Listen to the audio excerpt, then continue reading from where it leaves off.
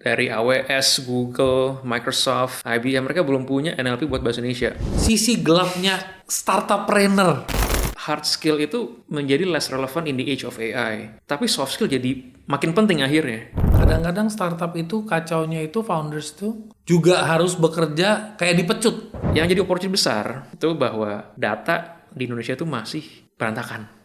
Kayak lo harus bisa nih, nggak cuma cara kembangin company lo dalam cara yang organik ya, tapi juga cara inorganik untuk scale up lo punya bisnis. Uang WC itu kayak kopi sachet. Enak pas diminum, deg-degan di belakang.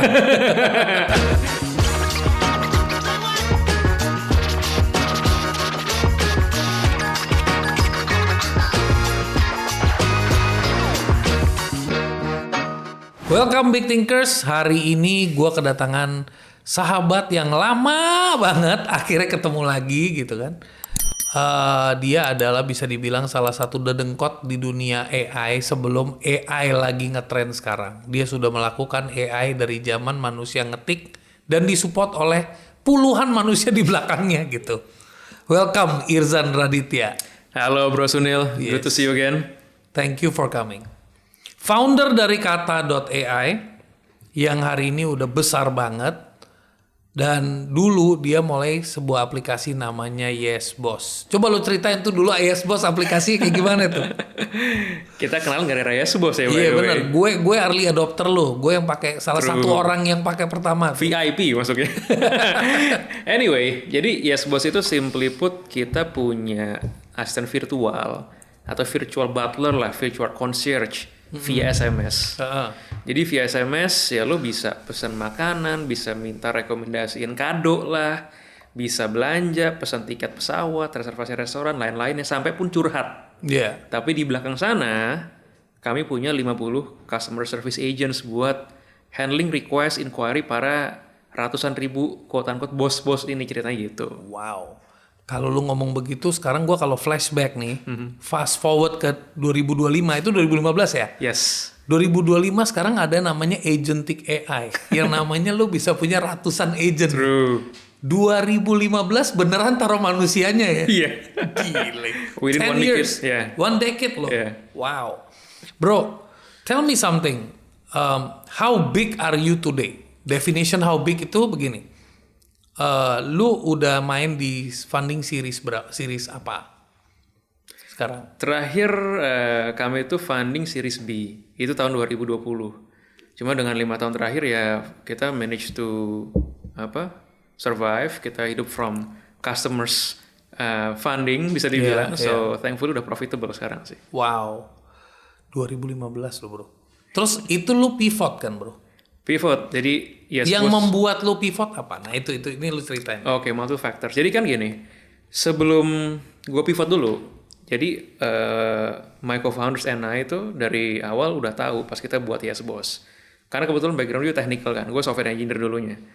Kalau ini service via teks untuk layanin jutaan orang, itu nggak mungkin scalable kalau kita hire orang terus. Yeah. Alhasil jadi call center. Iya. Butuh teknologi ke sana, butuh otomasi. Kita belajar dong teknologi apa gitu. Oh, kita butuh namanya Natural Language Processing, NLP. Alias ini subset dari AI. Gimana mesin ngerti bahasa manusia secara natural. Iya. To be specific, NLP untuk bahasa Indonesia. Iya. Remember, tahun 2015, OpenAI belum punya ChatGPT. Iya. Even dari AWS, Google, Microsoft, IBM, mereka belum punya NLP buat bahasa Indonesia. Iya. Alhasil ya, we were young, ya kan, with full of energy, and lu masih muda juga sih sekarang, lu juga masih muda. I was younger 10 years ago. And ya udah, kita berusaha pecahin masalah ini, because we saw that as a big problem. Ini gimana mesin bisa ngerti bahasa Indonesia, kayak gitu kan. So long story short, kita punya 2 track. Satu track kita doing this operation, serving Yes Boss, melayani klien-klien atau users kita di sana. Yang satu lagi di sini doing R&D, ngumpulin data, cari tahu gimana orang Indonesia ngomong dengan berbagai macam variasinya, slangsnya, untuk bikin kan? bikin korpusnya, bikin language modelnya bahasa Indonesia. Nah, 1,5 tahun jalan kan, kita mulai 2015, terus 2016 Q3 lah bisa dibilang. funding habis bisa dibilang. We raise seed fund, cuma habis itu nyari extension investor susah. Profit nggak ada gitu kan, revenue juga nggak ada. Iya. Kita cuma ngandelin namanya GMV back then. Iya. Karena kan di semangatnya 2015 tuh kayak wah growth at all cost lah ya. Iya. Nggak ada yang ngomongin profitability. Iya, betul. Yang ketiga terus we were lucky karena our efforts towards NLP Indonesia development itu udah mateng akhirnya. Kita bisa showcase, kita bikinlah nih simple chatbot pakai NLP, Anda bisa buat pesan tiket pesawat lah, macam-macamnya. Kemudian during that tough period, kita dikontak salah satu one of the largest messaging app dari Jepang, Line. Mereka dapat inquiry from one of their clients, an FMCG brand, pengen bikin a virtual female best friend utilizing chatbot berbahasa NLP. Wow. Karena mereka saw a success story di other markets, di US sama di Philippines. Cuma kan waktu itu belum banyak yang main AI di sana kan, apalagi NLP bahasa Indonesia. So after a couple of meetings, we pitched to the managing director of Line Indonesia back then, who I also get acquainted by someone who was a power user of YesBoss. Oke, keren ya. He was sold with the idea, with what we had. Terus ya udah, we get the contract. It's bisa bilang very very sizable. Udah kayak seed funding sendiri. Then we told our investors, kelihatannya kita harus pivot di sini. Yeah. Pivot, we had to let go 92 people of our staffs. Sisa cuma 8 orang doang. Iya, karena memang waktu itu From B2C to B2B, from YesBoss to Kata.ai. But we believe the future is AI. Karena imagine kalau this one company di FMCG butuh, berarti other companies in the same sector butuh. Kalau FMCG butuh, that being said, other sectors juga butuh, the whole chain. Kita ngomong about retail lah, logistics, financial service, bahkan telco, lain-lainnya. Ya udah, we had a tough decision to make with my co-founders. Nggak punya kantor tuh kan, nggak gajian, 3 bulan bisa dibilang. Habis itu ya udah, finally we work on that client. Then the snowball effect happen. Ya, kita showcase what we had, terus ya dapatlah clients di telco lah, di retail, di banking yang memang bisa dibilang they are the innovators or early adopters in their segment. Wow. That helped us to shape our product, our credibility, our positioning. Tapi cukup butuh nyali sih, karena back then itu kan nggak begitu banyak corporates juga menyadari pentingnya AI. True. Harus dieduket kan. Dan kita makanya mulai dari yang number 1, number 2 di kategori masing-masing yang memang they want to be 5 steps ahead against the competition bisa dibilang. Iya, betul. Bro, kalau kita karena pengalaman lu udah cukup goks, gue pengen tanya sisi gelapnya startup-planner yang lu akhirnya taunya itu nggak pernah diajarin di buku-buku sih sebenarnya. Tapi lu taunya pas agak-agak kesini gitu, agak-agak anjir tahu gini gue dari awal nih. Apa itu sisi gelapnya? Sisi gelap apa sorry? Sisi gelap dari startup-planner. Startup-planner, oke. Entrepreneur and doing startup gitu ya? Iya. I think it's a long road ya, bisa dibilang ya. It's a long journey bisa dibilang. And it took a lot of blood, sweat, and tears ya. You had to, along the journey you will meet a lot of people, you will say a lot of goodbye to some people. Gue mulai dengan 4 orang co-founder, sekarang tinggal berdua aja gitu kan. And I think itu yang kita perlu punya nafas panjang, maintain our sanity as a founder, ya, maintain our health juga, so we can keep on playing because startup or any kind of business menurut gue tuh it's an infinite game ya. Yang menang sekarang belum tentu relevan let's say in the next couple of years. So itu yang gimana kita terus bisa revamp ourselves as an entrepreneur, as a founder, dan juga bisa stay relevant. Itu kuncinya stay relevant tuh gimana ya? Kuncinya orang tuh harus stay relevant. Gue nggak tahu cara orang gimana ya. Cara lo lah. Cara gue gimana ya. Gue kebetulan emang suka ngulik lah ya. Jadi kayak dari dasarnya udah penasaran with the new stuff, apa yang lagi ramai dibicarain. Ya, nah, mungkin kalau kita lihat 2 tahun kebelakang generative AI is becoming a thing. terus sekarang agentic AI gitu. Mau nggak mau gue pasti perlu ngulik juga pribadi, independently without being dependent with my team misalnya. Iya, jadi bukan nyuruh-nyuruh ya, emang bener-bener hands on. Harus, karena gini sih, gue ngelihat kayak hard skill itu menjadi less relevant in the age of AI, tapi soft skill jadi makin penting akhirnya. Yang paling penting tuh di sini kayak gue lihat salah satu growth mindset. Ya lu harus mau berkembang terus, lu mau stay relevant ya kan. Lu harus mau belajar, and as a leader, as an entrepreneur, you have to get your hands dirty. Nggak bisa lagi kayak ngandalin kayak tolong buatin ABC gitu ya. To some extent yes, tapi lu nggak bisa nyuruh-nyuruh. lu harus ngerti banget betul. Gitu sih. Jadi kayak those soft skills yang emang harus kita punya as entrepreneur, sama gimana bisa keep willing to innovate and grow juga personally bisa dibilang. Di dunia startup itu kita sangat identik dengan konsep ide yang nantinya habis itu kita pitching ke investor. Pernah nggak lu punya pengalaman di mana kayak anjrit, kenapa gue ngomong begini? Jadi kita ngomongnya fail pitch lah ya. Failed pitch. Apa ya? Pasti ada along the journey yang I would say kayak during my pitches on the Yes Boss days juga ya wajar, kayak siapa yang mau percaya bikin call center gitu kan kesannya. Ya, gue rasa sih kayak there were some mishaps and mistakes along the way yang gue lakukan gitu. Cuma it's kind of hard to recall, to be honest with you sih. Oke. Tapi pelajaran mahal yang lo dapat dari kondisi yang paling zonk apa dalam pitching? I think you really have to own your numbers as a founder. Own your numbers, bisa you explain in Indonesian? Jadi gini, pasti kan kita ngomong sama investor, venture capitalist, mereka mostly punya background finance.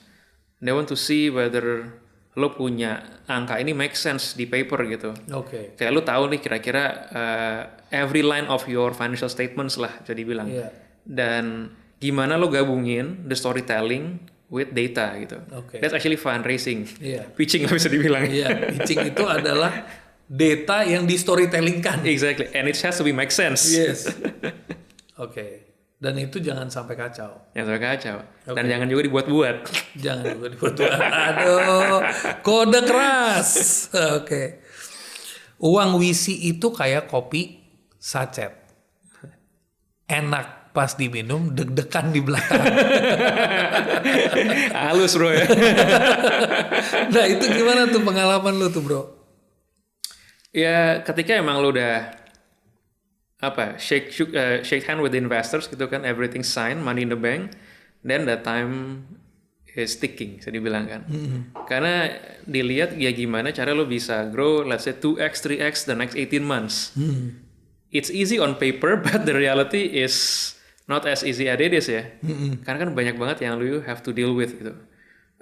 Dari mulai operational lah, people management lah, mungkin kondisi market eksternal lah, competitions, dan lain-lainnya sih. Iya. Jadi gue tuh came to the point kayak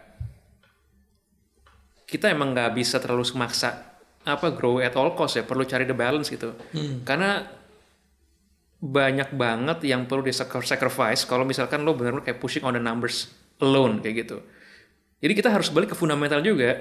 We're running business, gimana ini bisa sustainable in the long run, and how we can work with the right people, building the right produk yang orang juga butuhkan, your customer butuhkan.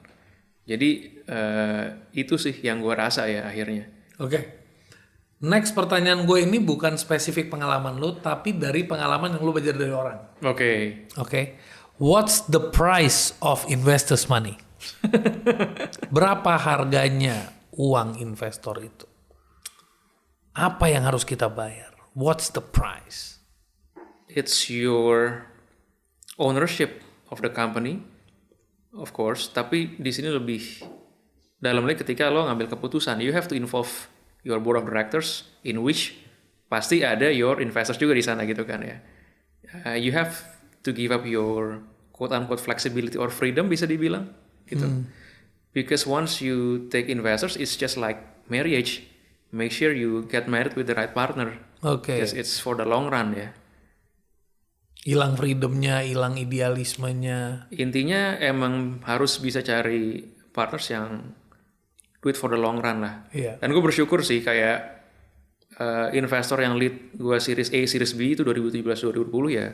Sampai sekarang kita masih lumayan stay in touch in a weekly basis gitu dan Oke, nice. nggak pernah ada kayak some big fight or something yang emang ganggu gue juga lah as founders, as Dan entrepreneur. nggak perlu ditekan sampai perlu merekayasa juga enggak gitu kan. Kadang-kadang kita juga nggak bisa sepenuhnya ini ya. Kadang-kadang startup itu kacaunya itu founders tuh juga harus bekerja kayak dipecut.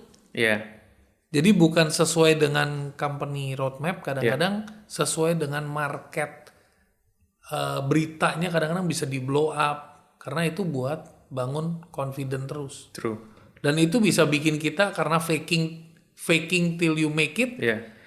Wah, itu kacau itu Moral kadang-kadang. kompas lo ya on ini ya. Kegoyang, Iya. kegoyang. Yang tadinya confident jadi nggak Bener. confident tuh. Dari yang udah lurus jadi kayak belok-belok. Iya, benar. Lu lebih milih mana? Pertahanin kapal lu yang bocor atau lompat ke pelampung?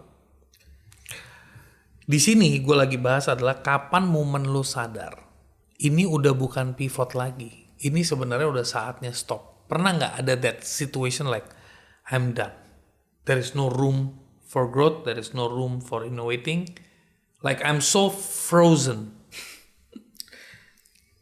Namanya apa ya, stress to the deepest level as an entrepreneur tuh gue sering kalah ngalamin ya. Kalau bisa dibilang ini lumayan similar waktu yang gue pivot dari YesBoss ke Kata.ai. Walaupun itu masih pivot, cuma bisa dibilang I abandon everything. Iya. I abandon my team, the product, the brand, the customers, everything. Cuma mungkin ada satu nih mesin kapalnya kita bawa ke perahu yang baru ini ceritanya. Oke. Kayak gitu sih. Jadi di sini kalau gue prinsipnya gimana, kayak udah tahu kapal bocor jangan lanjutin pastinya kan. Cuma bikin nih kayak ibaratnya perahu-perahu sekoci buat anak-anak buah lo bisa pulang lu dengan tenang gitu kan ya. Baru akhirnya lo build the new ship lah, di sana lo baru jump ship ke sana ya. Baru. Kata.ai di awal waktu bangun itu mau jadi national champion atau global champion? Are you solving national problems? Yes. Are you solving global problems? Yeah. Essentially kita mulai as a national champion karena kita pengen ngebantu gimana cara mesin ngerti bahasa Indonesia secara natural dan diaplikasikan di mana, di bisnis kayak gitu ya. Cuma if you ask me what would I have done differently kalau gue mulai Kata.ai lagi sekarang, from day one I would have positioned as a global company, Oke. at the minimum regional company deh. Asia dulu lah minimal gitu ya. Exactly. Karena gue ngeliat kayak B2B software industry itu highly fragmented business. Beda sama B2C ya. Kayak misalkan kita lihat on demand, e-commerce, pasti ada either monopoli or duopoli bisa dibilang. Di B2B nggak ada kayak gitu. Karena it's highly related to relationship banget kan di sana. Betul, kan ya. betul. Dan kadang-kadang mungkin market di sini kayak Indonesia, there's bukan huge ya, cuma kayak a market enough for you to make a business to grow. Tapi kalau kita misalkan lo mau really own it and win, ya software should be not bounded by country sih. Gue ngeliatnya, technology should be highly scalable globally harusnya sih. Oke. Gue juga yakin bahwa kalau dalam kita berbisnis, gue selalu yakin fundamental berbisnis itu pertama kita harus punya mental yang resilience-nya cukup, resilience mentality. Kita harus punya growth mindset, of course, leadership dan sebagainya. Tapi one thing is unavoidable, networking, bro. Yes. Kenalan, cuy.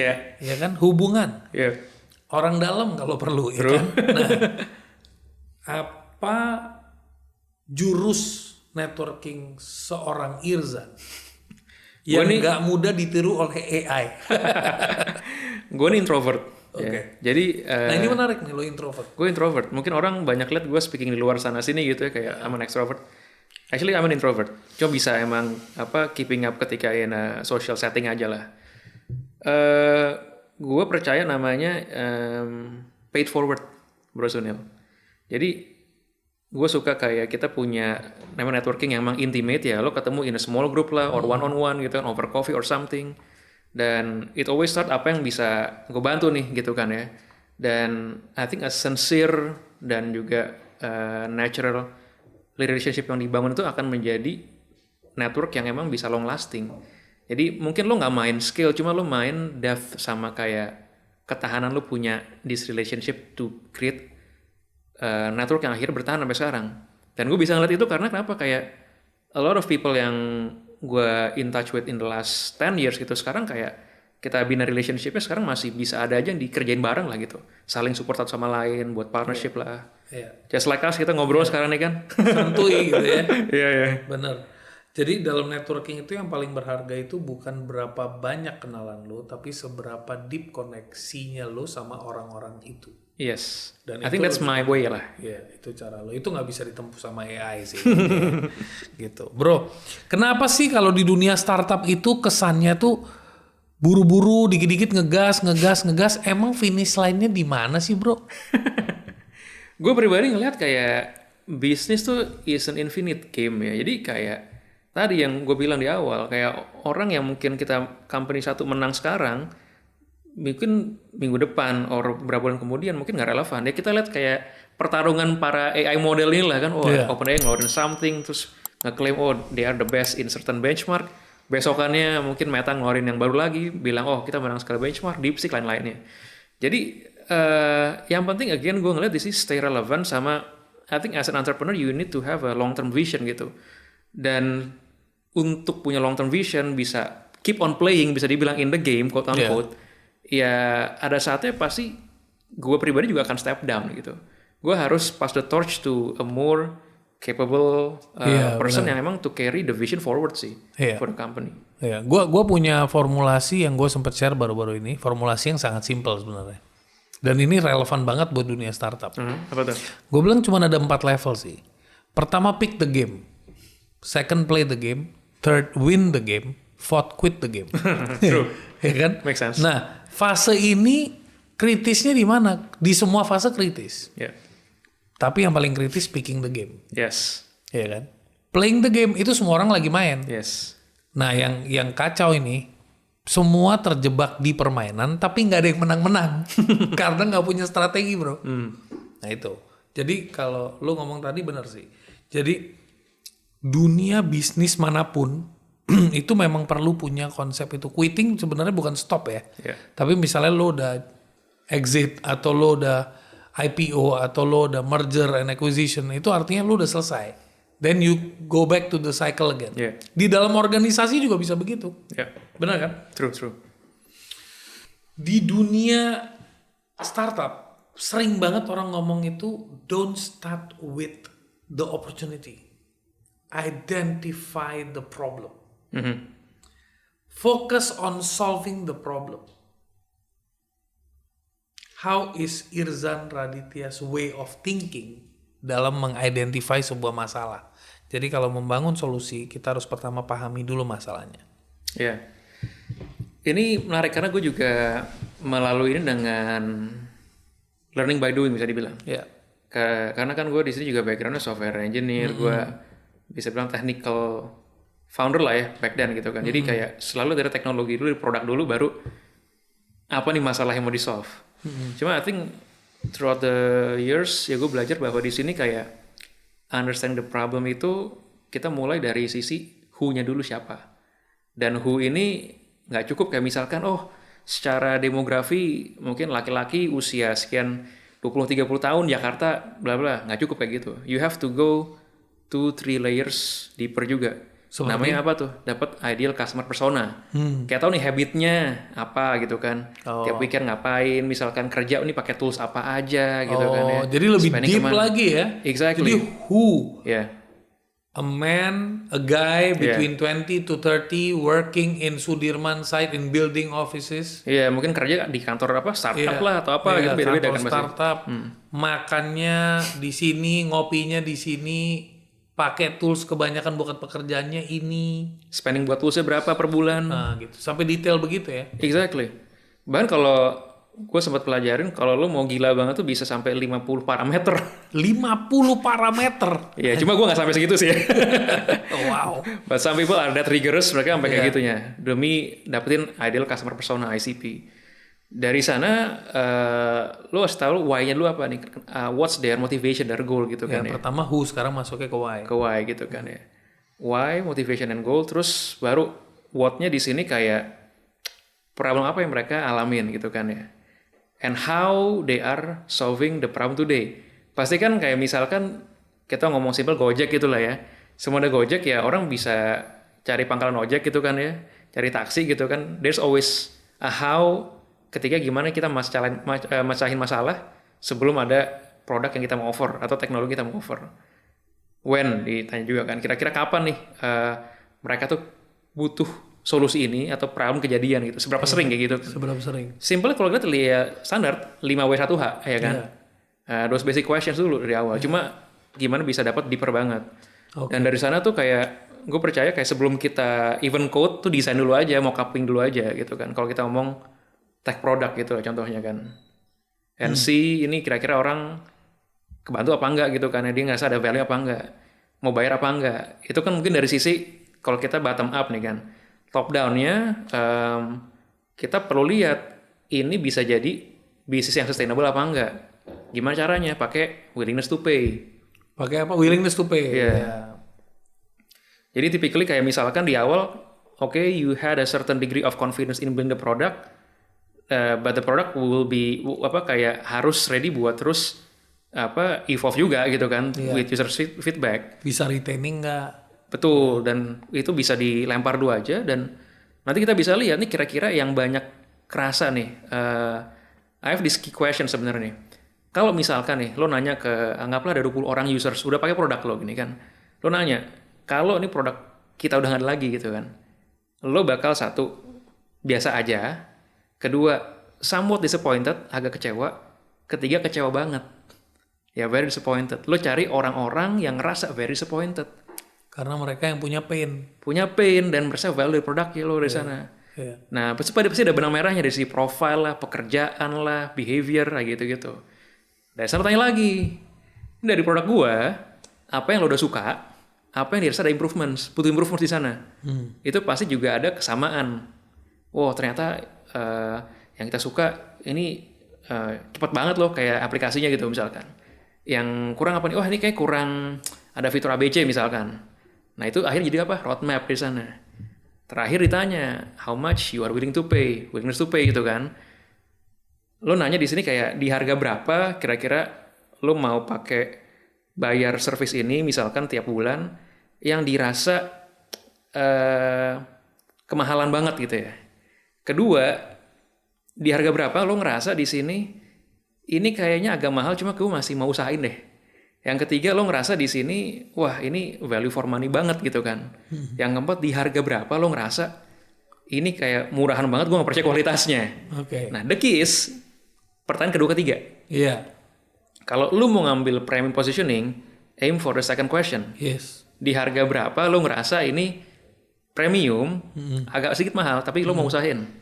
Think of iPhone lah. Yeah. Orang masih mau nyicil buat beli iPhone gitu kan. Yang kedua kalau lo mau positioningnya di sini ibaratnya for mass gitu kan ya, wah ini value for money banget kayak gitu. Nah tergantung di sini apa positioning lo, buat siapa lo bikin si produk atau solusi ini sih gitu.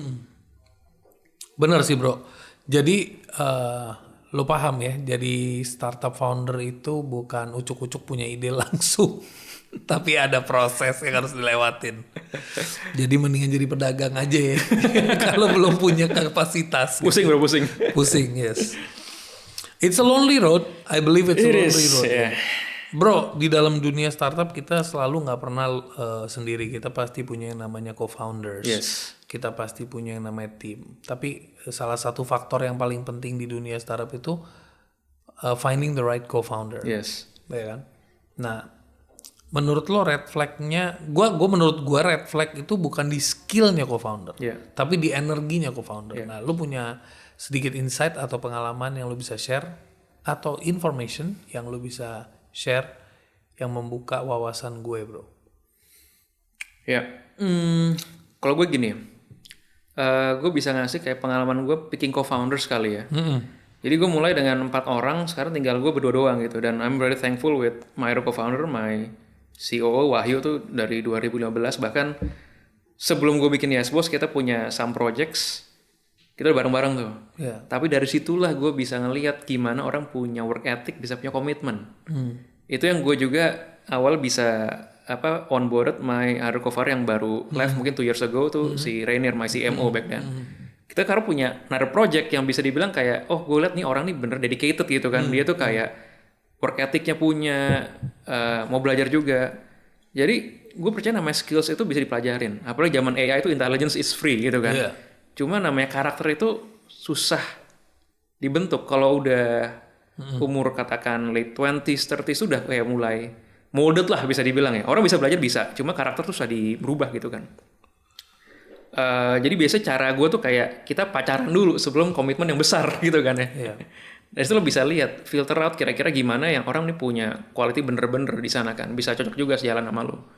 Cuma satu hal yang gue lihat juga dan gue pelajarin gitu. Namanya tadi ya, kita building a business itu kan it's a long journey. Dan gimana cara to stay relevant, bisa survive. Dan kita sendiri as an individual juga pasti berubah juga sana. Kita punya new needs lah, kita wanna grow family gitu kan, dan mungkin aspirasi juga berubah. So people change and people grow, and we have to accept that sih. Ya. Dan sebagai katakan if you are the helmet of the team gitu kan, if you the one who lead the pack, ya lo mesti accept itu dan bisa menerima perubahan sih. Oke. Gue liatnya. Dan biasanya orang itu biasanya rata-rata kalau mencari co-founder itu adalah proses yang cukup lama atau sebenarnya ada pengalaman yang oke, gue jalanin 1 project 2 project sama lu, gue udah bisa ngukur lu kayaknya bisa kerja lama sama gue atau enggak. Lu tipe yang kayak gimana? Gue tipe yang kedua tuh. Jadi ya with projects tuh bakal kelihatan lah karakter gimana gitu. Oke. Apalagi kalau misalkan kita mulai dengan projects yang nggak ada duitnya. Ya. Nah itu paling ngasil karakternya. Karena project-project yang gue running with my other co-founders ini nggak duit yang bisa dibilang. Cuma komitmen akhirnya lo bisa ukur dari sana. Berarti 2 ekstrim ya. Jadi project yang nggak ada duitnya sama duit yang gede banget. Jadi itu bisa kelihatan karakter Bisa orangnya. juga, bener. Luar biasa bro. Bro, jadi sambil lo cerita tentang kata.ai punya evolusi bro. What has been kata AI punya evolution dari pertama ide lo mencoba membangun NLP buat Indonesia, memahami Indonesian language, ke titik sekarang? Akhirnya gue ngelihat bahwa teknologi itu ada life cycle-nya bisa dibilang. Sekarang gue ngerasa kayak yes we do have this NLP for Indonesian language. Kita bersyukur to what we have achieved, tapi kita juga harus adaptasi. Now it's the era of generative AI, LLM, large language models. Mau nggak mau kita harus adapt with the available technology out there. Iya. Jadi kan kata orang kalau if you cannot fight them, you join them. Yes. Pasti akhirnya gue leverage juga available technology di luar sana. Dari mulai tadi OpenAI lah, Google punya Gemini, Meta punya Llama, lain-lainnya juga lah kayak gitu kan. Tapi paling penting adalah di sini kayak gimana lo bisa pakai the right technology to solve the right problems. Nah akhirnya kita melihat bagaimana kita bisa solve 3 core problems sebetulnya sih. Intinya kita ngebantu para bisnis yang mereka serving end consumers ya with high volume of transactions, interaction, baik itu di ranah customer service, marketing sama sales. Oke. Dimana with AI you can deliver like hyper personalization, Iya. eventually bisa drive to transactions dan juga drive customer loyalty jadinya sih. Jadi sekali chat bisa berhubungan sama 1 juta pelanggan, bisa sampai 100.000 pelanggan concurrently. Exactly. Itu butuh infra, butuh stability, Betul. butuh presisi Betul. yang tepat. Karena yang gue bilang bahwa kayak bikin AI application untuk POC level itu gampang lah sekarang. Lo tinggal panggil API-nya OpenAI, semua orang juga bisa gitu ya. Iya. Tapi when you have to deal with tadi multi-million concurrent users, interactions, integrations with thousands of systems yang itu ya, it's a different ball game sih sebetulnya. Jadi lu udah bilang gue udah main di level atas nih, bukan di level cetek nih. Masih bukan di belajar level juga depan lah. gitu ya. Masih belajar juga lah bro. Bro, ngomong-ngomong kita kan udah ngelewatin masa-masa masa-masa musim seminya startup ya. Yes. Sampai ke winter seasonnya startup ya. Dari fase itu ya. Dari sekian banyak orang yang kita udah ketemu bro.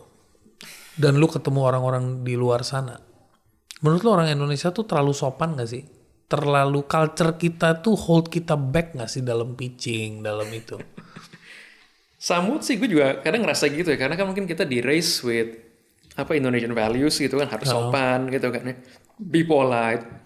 Tapi kadang-kadang ketika misalkan harus jualan gitu, kita mungkin kalah sama bangsa seberang gitu kan ya. Yang emang lebih persistent, lebih kayak willing to push through banget gitu kan. Rajin follow up lah, terus kayak, tapi jangan sampai annoying juga sih ya. You have to find a sweet balance di sini, gimana kayak you have a strong salesmanship, because as an entrepreneur, apapun yang lo lakukan tuh sales kan. Lo nyari co-founders ya, you sell your dream, your vision. Lo cari investor, you sell your shares. Dan your vision of course. Lo cari customer ya, you sell your solution. Dan selling it's part of the game yang dimana kita harus kuat juga mau nggak mau, dan jangan sampai kita kayak karena nggak enakan, sungkan, atau misalkan kayak with all our values yang kita emang tumbuh gitu, kita jadi menghambat kita punya growth opportunity ya. Lu kan udah punya pengalaman. Dari series A ke series B itu aja udah beda banget gak sih? Cara pitchingnya, cara raising fundnya, atau beda tipis? I think pasti beda lah. Karena ketika gue raise series A itu kan habis pivot, ada couple of clients ya. Ini ada pembuktian, monetization is there gitu kan. Ini kayak bisa nih profitable gitu kan. Dan series B is how you are being expected by your investors to scale up gitu kan. Take it to the next level. Dari misalkan tadi mungkin win couple of customers, gimana lo bisa scale katakan ke ratusan customer, ribuan customer gitu contohnya sih.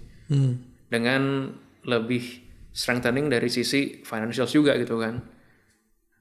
Do's and don'ts-nya apa sih bro kalau di dunia pitching? Do's and don'ts.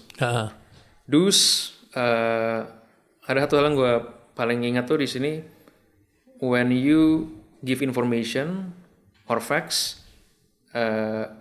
put 1 or 2 numbers in every 10 words. Oke. Jadi kan again pitching ini kan apalagi fundraising, it's storytelling with data and numbers gitu kan.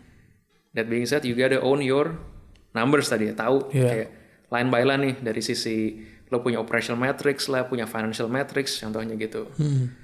Ketiga, don't oversell lah ibarat di sini.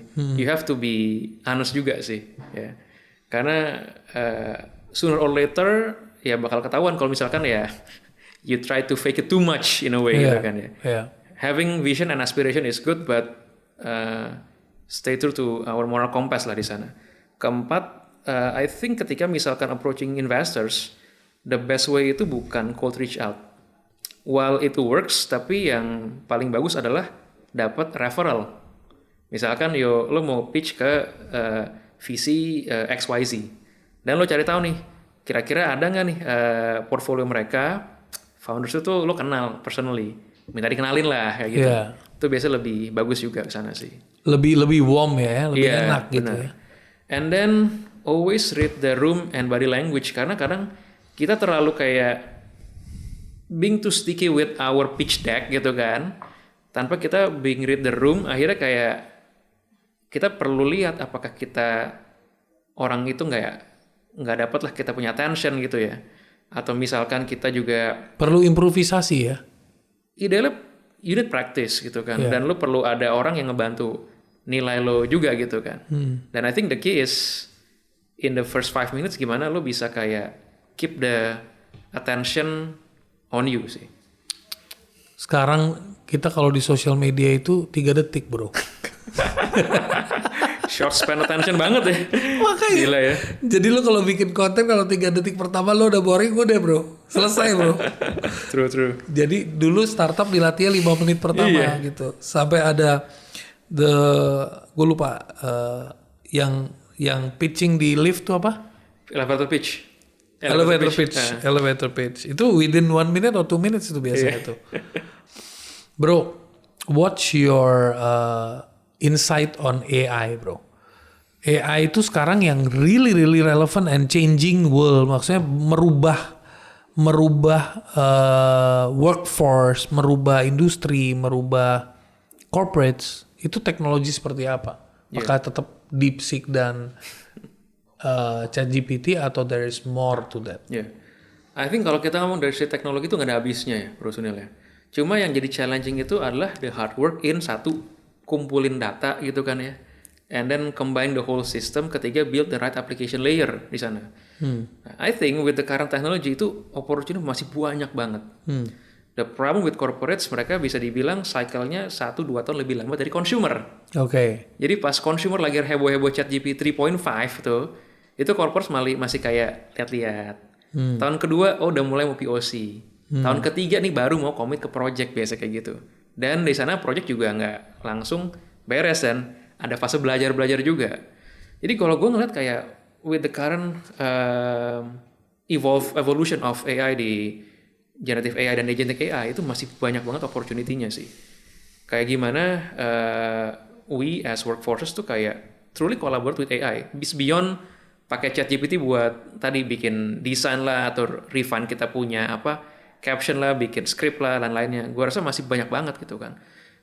Yang jadi opportunity besar itu bahwa data di Indonesia itu masih berantakan. Dalam satu company aja data mungkin ada banyak di Excel sheet personal masing-masing. Kita memang kita nih bukan negara yang organized. Betul. Terus pen and paper data masih banyak juga ya. Ada juga mungkin di Tableau lah, di kita punya database juga. Dan gimana tuh disatuin, akhirnya kayak it becomes your operating system. Once you have it, ya itu bakal banyak ngebuka opportunity kayak how you work. It's easier said than done karena banyak hard work yang perlu dilakukan lah di sana sih. Luar biasa. Bro, apa rencana Kata.ai 5 tahun ke depan? Gue percaya di sini AI could transform Indonesia in a positive manner. Dari mulai increasing productivity sampai kayak ini kita ngomong economic impact. Karena dari analisa studinya si Etiker nih sama EDBI itu GDP contribution Indonesia yang dihasilkan oleh AI di tahun 2030 itu sebesar $366 miliar. Wah, itu prediksi. Iya, 2030. Kalau AI benar-benar udah established bisa sebegitunya ya. Exactly. Jadi I see a lot of opportunities di AI yang dimana kayak I think I want Kata to automate Indonesia with ethical intelligence lah bisa dibilang ya. Oke, nice. Kesana sih intinya sih.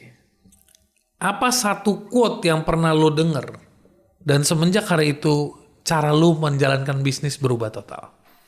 Ini salah satu lesson yang gue dapat pas gue ambil Executive Education di Harvard Business School tahun 2018.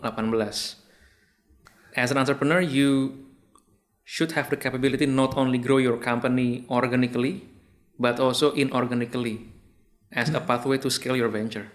Bahasa Indonesianya? Kayak lo harus bisa nih, nggak cuma cara kembangin company lo dalam cara yang organik ya, tapi juga cara inorganik untuk scale up lo punya bisnis.